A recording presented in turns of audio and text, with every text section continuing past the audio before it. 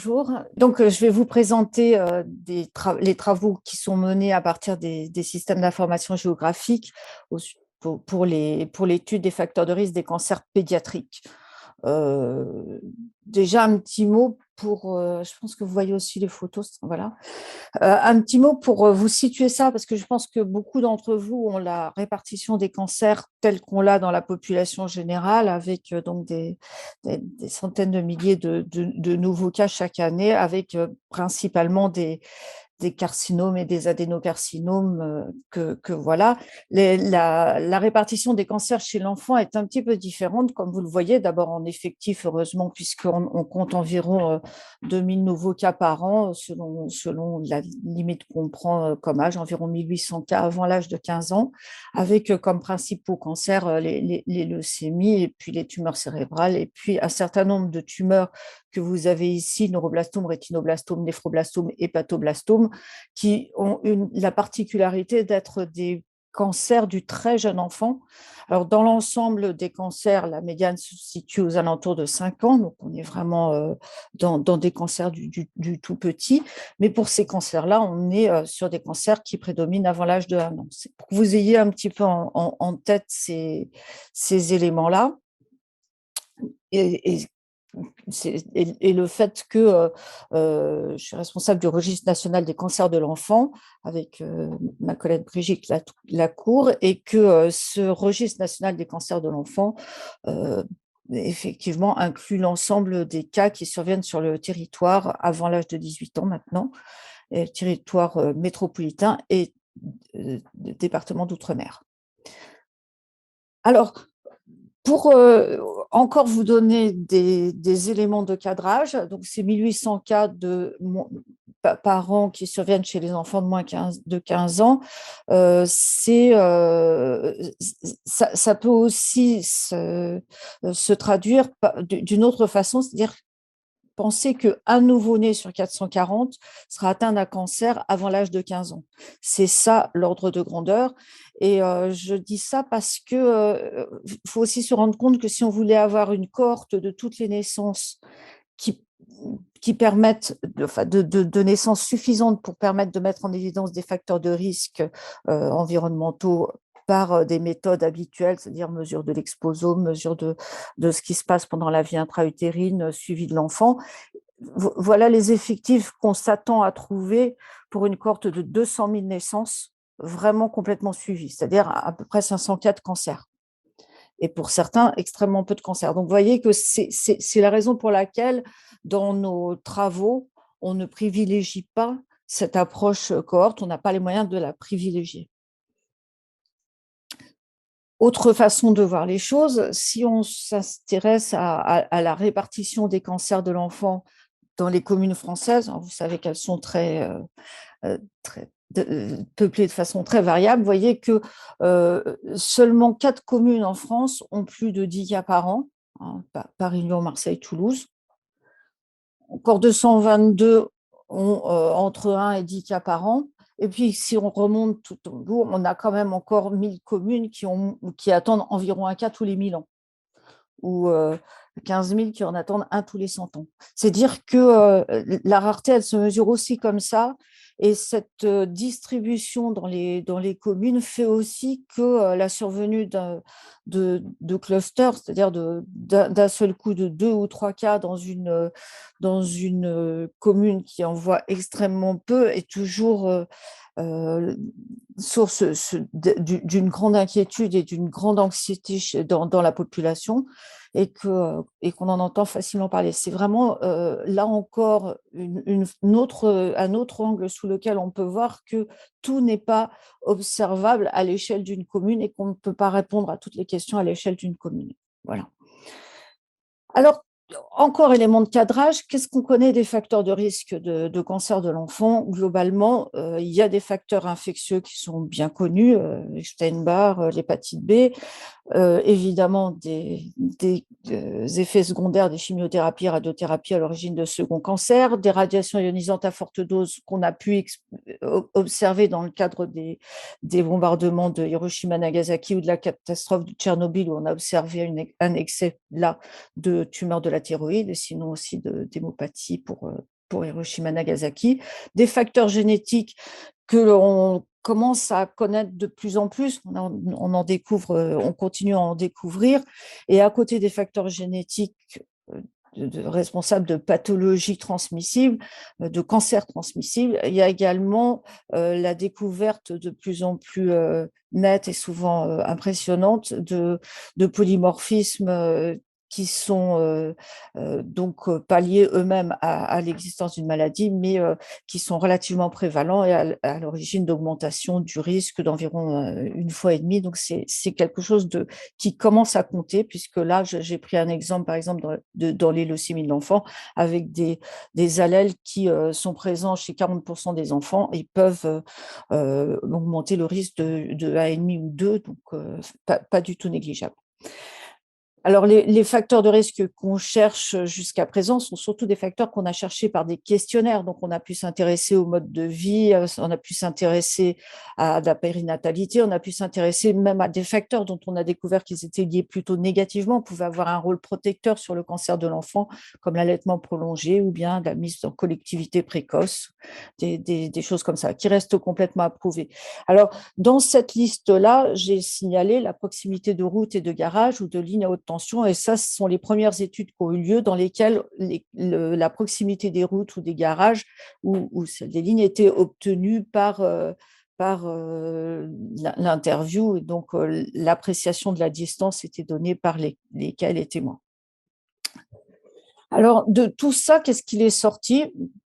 Une première hypothèse qui touche les pesticides et notamment l'utilisation à domicile d'insecticides par les mères. Alors, j'ai résumé ça par des schémas de méta-analyse où on peut voir ici que pratiquement toutes les études ont rapporté des risques supérieurs à 1, des risques relatifs supérieurs à 1 pour l'utilisation d'insecticides pendant la grossesse. Dans cette étude, il y a une grosse étude qui, en fait, est déjà une étude poolée dans le cadre de notre consortium de beaucoup de nos études. Donc, en fait, pratiquement toute la littérature est convergente sur cette augmentation à partir de données d'interview dans les tumeurs cérébrales également.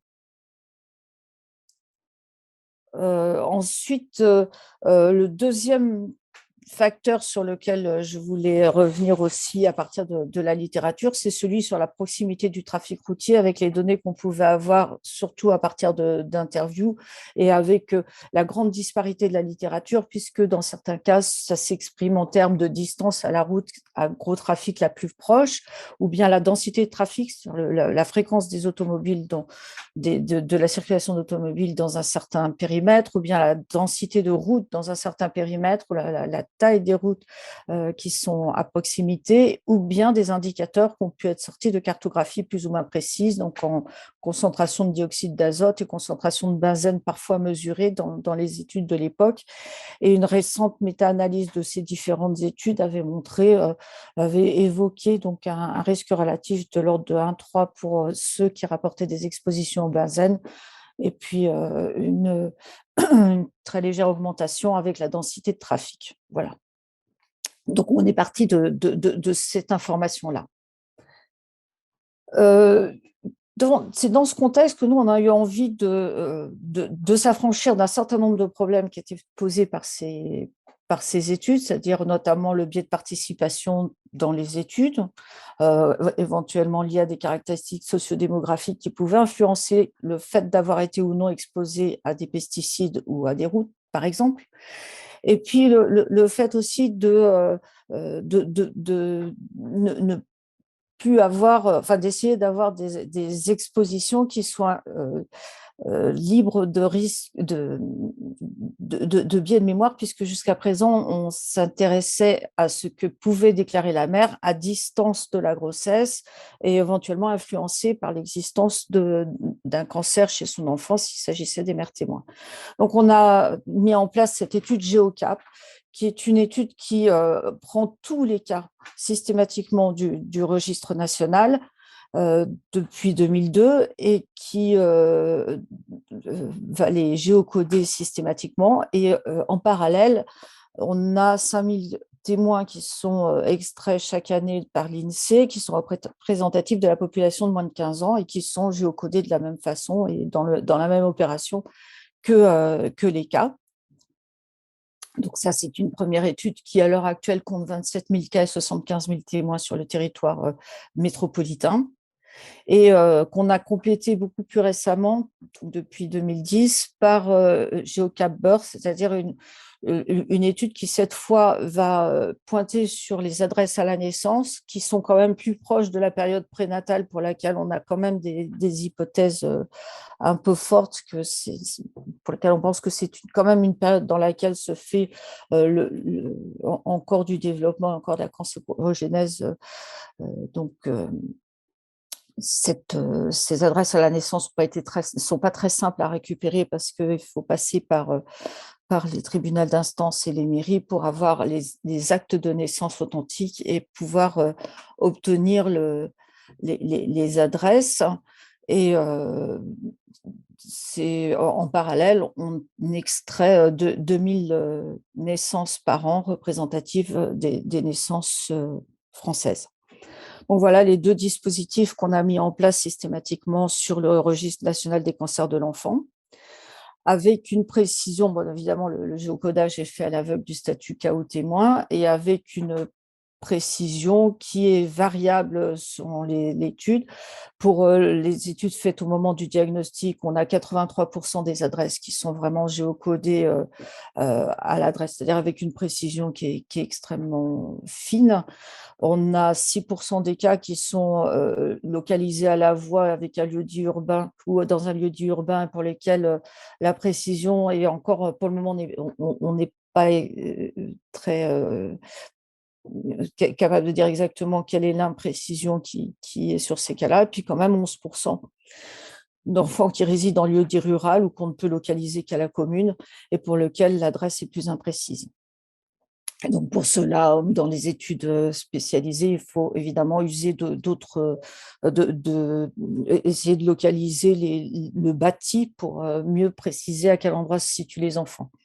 Pour l'adresse à la naissance, on a plus de difficultés parce que il arrive assez souvent que l'adresse soit imprécise sur l'acte de naissance. Donc, on a souvent une localisation à la voix sans le numéro. Enfin, néanmoins, c'est des chiffres de précision qui sont quand même extrêmement bons.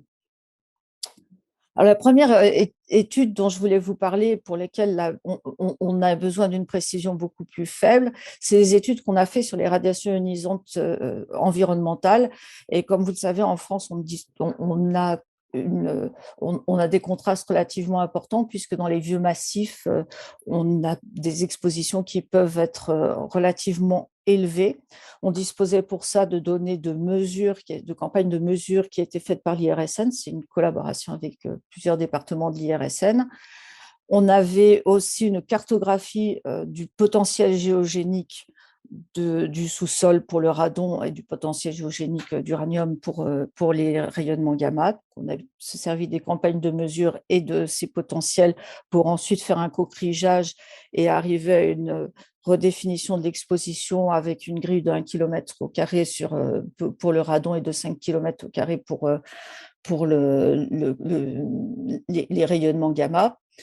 Et cette étude, elle a été faite sur 3000 cas de leucémie et 30 000 témoins. Et elle nous a montré, comme vous pouvez le voir, une absence totale de, de lien avec la maladie, puisqu'on a des risques relatifs qui sont extrêmement proches de 1, que ce soit pour les leucémies lymphoblastiques ou les leucémies myéloblastiques. La mesure d'exposition qu'on a avait peu de variations, était incapable de capturer des variabilités infracommunales petites pour une saillie d'une faille, mais qui auraient concerné quand même assez peu d'enfants. Et du coup, on pouvait également faire l'étude au niveau des communes avec encore plus d'effectifs puisque on partait de taux d'incidence complets. Là, on observe aussi des risques relatifs, on confirme ces risques relatifs qui sont égaux à 1 pour l'ensemble du territoire, pour l'ensemble des communes françaises. Quand on prend des estimations de doses cumulées à la moelle osseuse, comme vous pouvez le voir, on a aussi des SIR qui, parmi les listes vertes, ne sortent pas de 1. Donc, ça nous permet d'avoir relativement confiance dans le fait que les enfants qui sont exposés à des radiations ionisantes environnementales ne semblent pas avoir de surrisque de leucémie de l'enfant. Et là, on est quand même sur, quand on a repris les données à partir des communes, on est quand même sur 25 ans d'enregistrement de tous les cas français. Euh, Alors, puisqu'on était dans les radiations ionisantes, juste pour dire qu'on a trouvé exactement les mêmes résultats quand on s'est intéressé aux radiations ionisantes au moment de la naissance, ça, j'ai failli oublier. Et comme vous le voyez, donc c'est pas seulement une question de période, ça semble également vrai au moment de la naissance. Autre aspect qu'on a des radiations ionisantes sur lesquelles on avait travaillé, qui est celui du risque à côté des centrales nucléaires. Ça peut, là pour le coup, la précision exigée est un peu plus faible. Ce que vous voyez, c'est que comme cette étude a été relancée parce que les Allemands avaient observé une augmentation du risque relativement importante, un doublement en fait déjà du risque de cancer chez les enfants qui résidaient à moins de 5 km d'une centrale nucléaire. Et vous voyez que nous, en France, en prenant comme définition cette métrique de moins de 5 km du centre de la centrale de production d'énergie la plus proche, on avait nous aussi un quasi-doublement du risque de cancer chez l'enfant, de leucémie chez l'enfant, toute leucémie ici. Mais quand on a utilisé des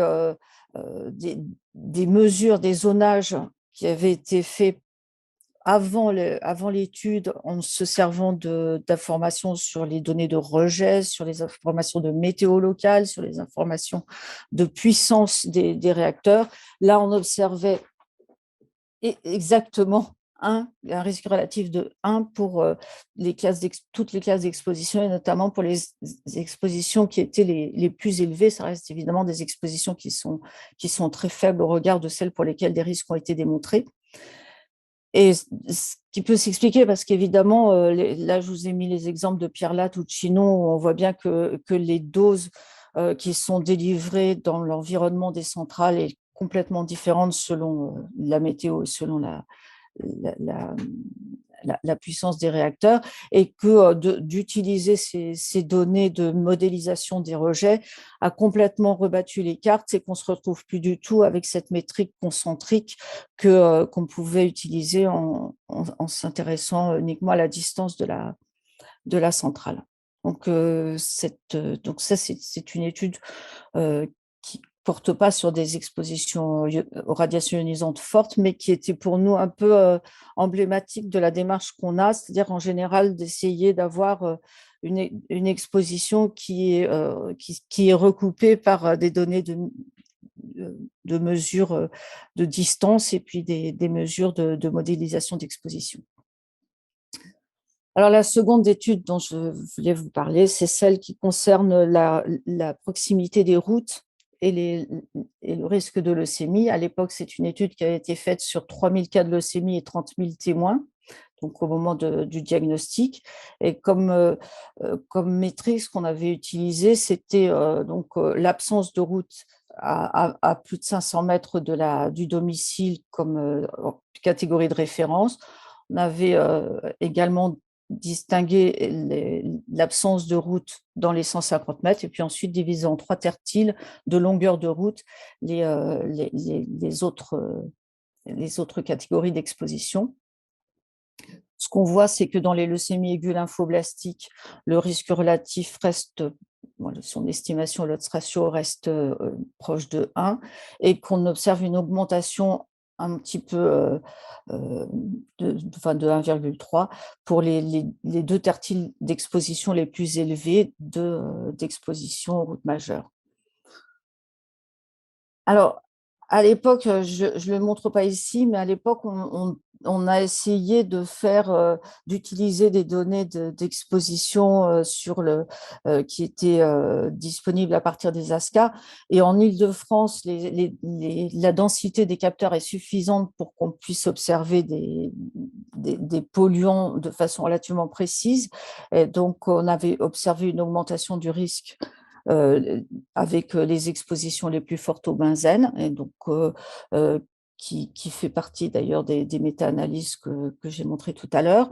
En revanche, les capteurs des autres, y compris des autres villes et des autres régions, étaient beaucoup trop lâches, enfin trop dispersés pour qu'on puisse avoir des estimations solides. Et on a arrêté, on est parti sur autre chose. Et cette autre chose, c'est donc maintenant sur une plus grande population, puisque depuis les recueils se sont poursuivis, on est en train de retravailler cette question en utilisant toujours des indicateurs de longueur de route à grande circulation à proximité du domicile. Mais cette fois, on a travaillé avec un groupe suisse, donc le, le, le groupe, la Swiss Tropical and Public Health Institute. Ce groupe nous a fourni les concentrations journalières moyennes. Alors, c'est ce qui avait été évoqué tout à l'heure. Ce sont des données qui viennent de systèmes d'information géographique avec des régressions de type LUR, des land use regressions, qui utilisent des mesures qui sont faites par l'Agence européenne de l'environnement et puis avec le projet ESCAPE. Ça utilise les cartographies du réseau routier, ça utilise des données satellitaires avec les profils verticaux des aérosols, des données d'occupation du sol et des caractéristiques physico-chimiques des polluants avec des modèles de transport chimique. Et là, les indicateurs qu'on a et qu'on est juste en train de commencer à analyser, donc je ne peux pas vous les montrer, sont des données de concentration en dioxyde d'azote, en PM2,5 et en carbone suie. Et c'est vrai que les premiers résultats qu'on a du côté parce qu'on le fait aussi bien à la naissance que à l'adresse du diagnostic. On a pour le moment juste fait une première analyse au niveau de la naissance et on retrouve une augmentation avec les PM2,5. Donc, voilà. Et enfin, dernière exposition sur laquelle je voulais revenir, c'est celle de la proximité des cultures et le risque de leucémie. Proximité des cultures, à vrai dire, la question qu'on se pose, c'est évidemment le risque d'exposition, le risque qui est lié à l'exposition aux pesticides pour les riverains des zones agricoles. C'est-à-dire qu'on n'est plus dans l'utilisation individuelle qu'on peut tracer par les activités maternelles ou par le mode de vie. On est cette fois dans l'activité subie par la proximité d'épandage. Et donc, la première étape pour faire ça, c'était de pouvoir localiser chaque domicile par rapport à la présence de différentes cultures. Et pour commencer, on s'est servi d'un indicateur qui est un petit peu plus large que celui que la cartographie, qui est l'indicateur du recensement agricole, donc qui donne des données au niveau de la commune d'habitation et non pas vraiment d'un buffer autour du domicile. Et la première observation qu'on a pu faire, c'est que le risque de leucémie aiguë, notamment lymphoblastique, était légèrement plus élevé. Donc, dans les deux derniers quintiles d'exposition, c'est-à-dire notamment quand plus de 25% de la surface de la commune est couverte par des cultures et notamment et en particulier par de la viticulture. Donc, les communes, les enfants qui résident dans des communes qui sont plus couvertes de vignes, qui contiennent plus de vignes, sont 1,2 fois plus à risque de développer une leucémie lymphoblastique que les autres, d'après ces données-là. C'était une entrée dans le sujet de la proximité des cultures. Ensuite, on a travaillé avec Santé publique France à la réalisation d'une cartographie beaucoup plus fine que ça, puisque le recensement agricole est donc au niveau communal, nous, ce qu'on voulait, c'était avoir l'exposition qui soit vraiment à proximité du domicile. Et cette cartographie, elle reprend en système d'information géographique 3 sources de données. Corinne Landcover, qui est une autre source satellitaire qui, qui a une grille relativement large, mais qui est continue, donc qui fait des grilles de 25 hectares. Le registre parcellaire graphique qui est précis, mais qui est rempli par les agriculteurs qui peuvent bénéficier de la PAC, donc qui est aussi partiel, pas seulement parcellaire par sa forme, mais aussi parcellaire par ce qu'il couvre. Et puis, une source qui est la BD Topo de l'IGN, avec sa couche végétation qui était faite autour de 2012, et qui, là, est capable de bien caractériser les vignes et vergers. Et moins les autres types de cultures. Et donc, on a constitué cette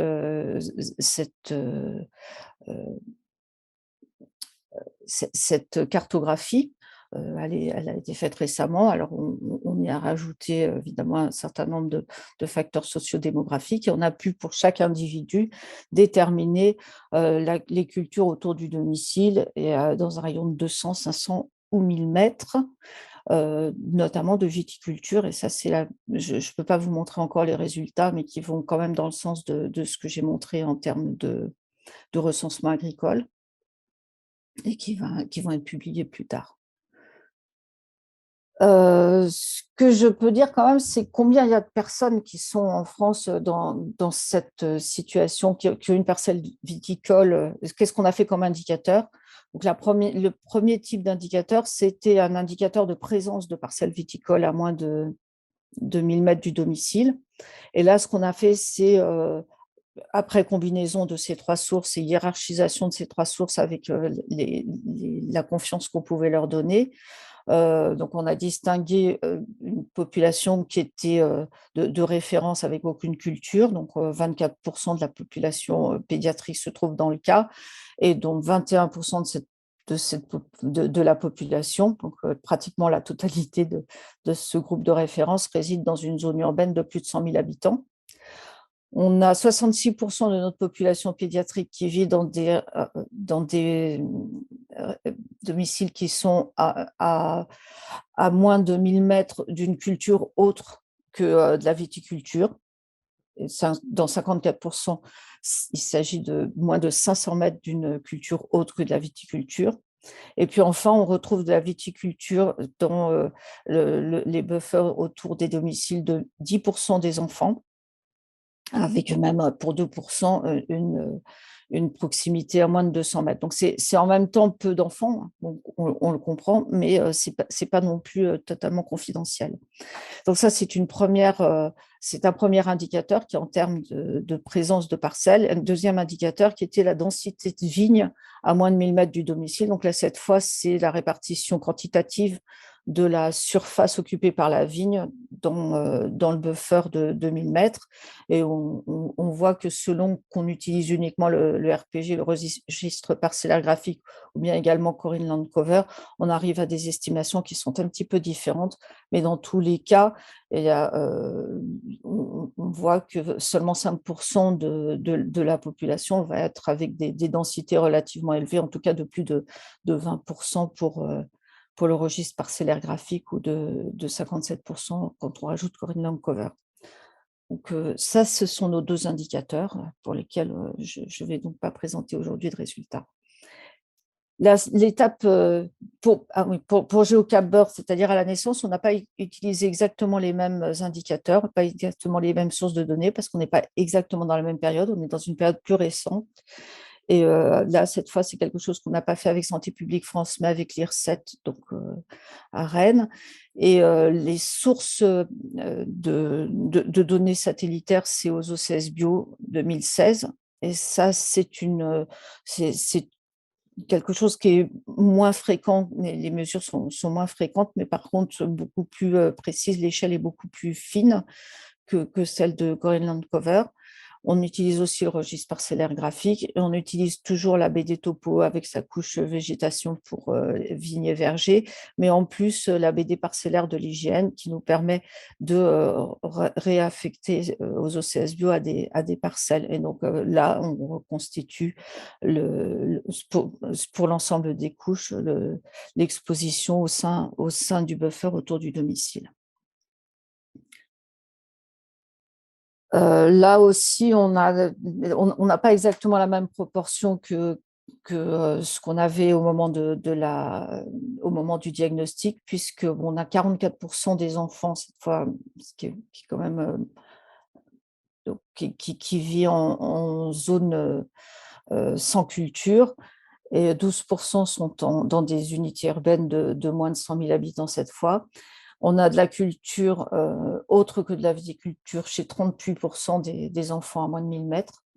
Et on a de la viticulture chez 20% des enfants à moins de 1000 mètres, avec une probabilité de culture à moins de 500 mètres qui est chez 10% des enfants. Donc on a un petit peu plus d'enfants exposés quand on prend la période de naissance que l'on en avait quand on prend la période de diagnostic. L'étape qu'on est en train de préparer tout en analysant les données que je viens d'évoquer avec vous, c'est le passage à l'exposition aux pesticides. Et là, en fait, on est loin d'avoir toutes les données. Donc, il y a une première approche qui va être réalisée, c'est d'utiliser la matrice culture exposition maths phyto qui a été développée par Santé publique France, dans laquelle à un ensemble culture période région, on fait correspondre une probabilité, une fréquence, une intensité d'exposition à différents pesticides qui sont en fait sortis des annuaires de l'ACTA, avec les différentes recommandations locales par les chambres d'agriculture en fonction des infestations ou en fonction de la météo. Et ça couvre une période qui est de l'ordre de 1960 à 2014. Donc, on a une partie de notre population qui sera couverte par cette matrice qu'on n'a pas encore utilisée. Hein. C'est donc la facilité d'utilisation et la validation, je ne peux pas vous en dire un mot. Et il y a une deuxième approche qui va être utilisée, mais pour une période plus récente, qui est la base de données de vente et d'achat de pesticides, qui va être utilisée de façon spatialisée, c'est-à-dire la base de données des ventes et achats retravaillée par l'INRAE pour fournir une cartographie des doses telles qu'elles sont estimées donc avec des coefficients en fonction du type de culture pour les différentes parcelles de culture. Et ça a commencé en 2014. Donc là, ce qu'on va avoir, c'est pas une probabilité, une fréquence, une intensité d'exposition, mais vraiment une dose estimée pour différents produits en fonction de la culture dans laquelle, enfin des cultures qui sont à proximité du domicile d'après la cartographie. Et peut-être la combinaison de ces deux types d'informations pourra également être intéressante. Donc là, voilà ce vers quoi on est en train d'aller. Donc, en conclusion de ce qu'on fait pour comprendre les cancers de l'enfant avec ces données-là, c'est donc ce qui nous intéresse bien dans ce pas génotypage, géocodage systématique des enfants, c'est que ça nous donne un outil majeur pour la recherche sur certaines sources de facteurs environnementaux, qu'on est à l'échelle nationale, donc qu'on couvre l'ensemble du territoire, qu'on couvre aussi bien une période néonatale qu'une période de diagnostic, qui sont deux périodes importantes pour la cancérogénèse ou de boue, et que le fait d'avoir ça en permanence, ça nous permet de nous mobiliser pour de nouvelles questions. Donc, on a travaillé sur les radiations ionisantes, les UV, le trafic, l'agriculture, les pesticides. On a travaillé aussi sur des indicateurs sociodémographiques, bien sûr, à cette échelle, pour leur importance pour l'incidence et pour la survie, mais aussi ça nous rend aussi réactifs pour des travaux sur les sites pollués, pour poursuivre les travaux qu'on avait déjà engagés sur les risques en fonction des épidémies. Et là, on voit qu'on a un contexte en plus qui est particulièrement intéressant pour ça. Alors, ce qu'on peut déplorer, c'est quand même le manque d'informations individuelles sur la catégorie socio-professionnelle ou l'histoire résidentielle, par exemple. Et c'est vrai que le fait de devoir utiliser uniquement des indicateurs contextuels de CSP est un peu dommage et qu'on essaye depuis un certain temps d'introduire ces données de CSP dans le registre, mais que c'est extrêmement difficile pour le moment. Mais d'avoir un petit questionnaire qu'on puisse rajouter. Alors, enfin, pour finir, je voulais resituer aussi ce Géocap dans la plateforme d'observation des cancers de l'enfant, puisqu'il en est un des composants importants. Cette plateforme d'observation des cancers de l'enfant, c'est l'infrastructure de recherche OPEPI, et c'est une infrastructure de recherche investissement d'avenir qui est soutenue par l'ANR et qui est soutenue par l'INCa. Elle est bâtie autour du registre national des cancers de l'enfant, auquel on a rajouté un lien avec la base de données des radiothérapeutes qui était constituée en même temps et dans le même investissement d'avenir, qui permet d'alimenter la plateforme en dosimétrie native pour les organes cibles et les organes à risque de la radiothérapie. On a une bibliothèque nationale virtuelle qui se connecte aux bibliothèques hospitalières directement et qui fait un travail d'harmonisation et de retraduction pour pouvoir identifier le matériel qui est stocké, tumoral ou non, dans les différentes bibliothèques et pouvoir l'annoter avec toutes les données de diagnostic, traitement et suivi qu'on peut avoir dans le registre. Et on a donc la cohorte de suivi systématique qu'on fait donc de façon passive avec le lien au CNDS qui est encore en attente, j'espère maintenant plus pour très longtemps, et puis des questionnaires qui, eux, sont déjà revenus. Et puis enfin, donc, cette couche que je vous ai montrée aujourd'hui avec Géocap et qui donne des données environnementales. Et le fait que l'ensemble de ces données soient intégrées nous permet à nous de pouvoir relier des hypothèses, de pouvoir mobiliser des hypothèses un peu plus fines sur les types de cancers ou prendre en compte des caractéristiques de l'environnement général ou des caractéristiques sociodémographiques dans les autres parties des travaux que nous menons à partir de cette plateforme. Les liens, évidemment, avec France Médecine Génomique ou avec Share4Kids sont dans le viseur, même s'ils n'ont pas été encore faits de façon à ce que les données qui sont par définition des données de plateforme et donc à partager puissent aussi enrichir les données de génomique et qu'inversement, un lien vers ces données de génomique puisse être fait à partir de notre plateforme pour qu'on sache qui a été séquencé et qui n'a pas été. Et puis, évidemment, on a travaillé beaucoup la conformité RGPD et on est hébergé aussi en hébergement agréé données de santé. Et on va donc pouvoir ouvrir l'accès à la plateforme en bulle sécurisée. Et voilà, donc pour terminer, pour remercier les différentes collaborations et différentes personnes qui ont travaillé aux données que je vous ai présentées aujourd'hui, soit donc dans le registre et chez nous, mais aussi dans les services de pédiatrie et puis chez nos collaborateurs de l'IRSN, de Santé publique France, de l'IRSET, de Suisse et de l'INRAE, et puis nos financeurs. Voilà, je vous remercie.